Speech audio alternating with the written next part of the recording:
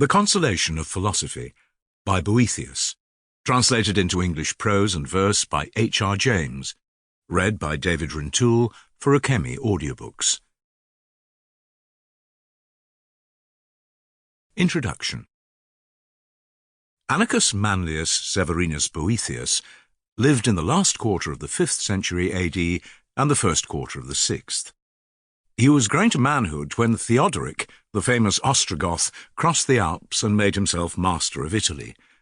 Boethius belonged to an ancient family, which boasted a connection with the legendary glories of the Republic, and was still among the foremost in wealth and dignity in the days of Rome's abasement. His parents dying early, he was brought up by Symmachus, whom the age agreed to regard as of almost saintly character, and afterwards became his son-in-law. His varied gifts, aided by an excellent education, won for him the reputation of the most accomplished man of his time. He was orator, poet, musician, philosopher. It is his peculiar distinction to have handed on to the Middle Ages the tradition of Greek philosophy by his Latin translations of the works of Aristotle. Called early to a public career, the highest honours of the state came to him unsought.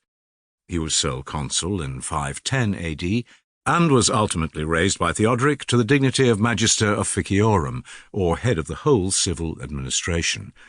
He was no less happy in his domestic life, in the virtues of his wife, Rusticiana, and the fair promise of his two sons, Symmachus and Boethius.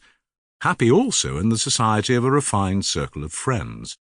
Noble, wealthy, accomplished, universally esteemed for his virtues, high in the favour of the Gothic king, he appeared to all men a signal example of the union of merit and good fortune.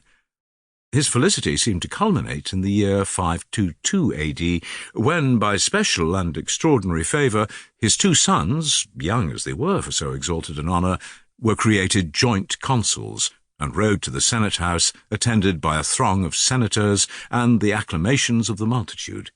Boethius himself, amid the general applause, delivered the public speech in the king's honour usual on such occasions. Within a year, he was a solitary prisoner at Pavia, stripped of honours, wealth, and friends, with death hanging over him, and a terror worse than death, in the fear lest those dearest to him should be involved in the worst results of his downfall. It is in this situation that the opening of the Consolation of Philosophy brings Boethius before us. He represents himself as seated in his prison, distraught with grief, indignant at the injustice of his misfortunes, and seeking relief for his melancholy in writing verses descriptive of his condition. Suddenly there appears... Sample complete. Ready to continue?